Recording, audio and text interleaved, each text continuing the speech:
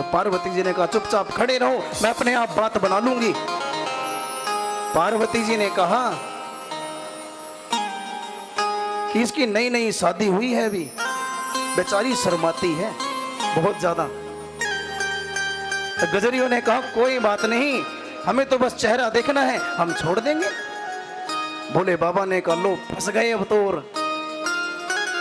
घूंघट में ही तो सारा राज है, घूंघट खुला और सारा रहस्य सामने आ जाएगा।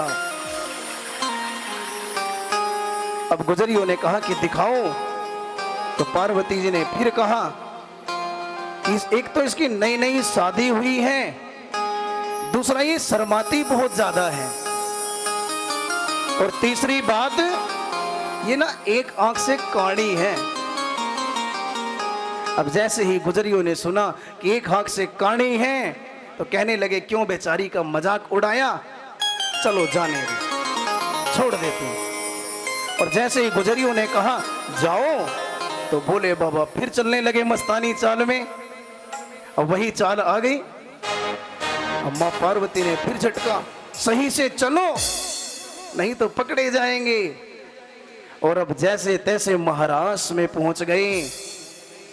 और देखो जब महाराष्ट्र में पहुंचे ना, भगवान श्री कृष्ण राधा रानी के साथ नृत्य कर रहे हैं, रुक्मणी आदि रानियां हैं, जितनी गोपियां हैं उतने ही कृष्ण हैं, सभी के साथ नाच रहे हैं।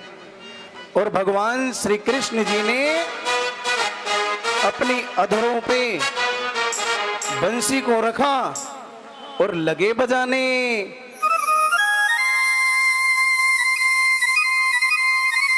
और जैसे ही बंसी बजी सभी मंत्र मुग्ध हो गए। और भोले बाबा ने कहा अच्छा भैया अपनी बंसी की धौंस दिखा रहा है, क्या सोच रहा मैं ऐसे ही आया हूं। भोले बाबा ने निकाला साड़ी में से डमरू और लगे बजाने।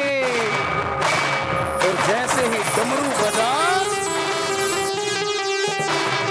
सर से पल्लू सरक गया और सबको भोले बाबा के दर्शन हो गए। और आओ हम सभी यहाँ क्यों बैठे रह जाएं, हम सभी वही महाराष्ट्र में चलते हैं। बोले शिव शंकर भगवान की जय।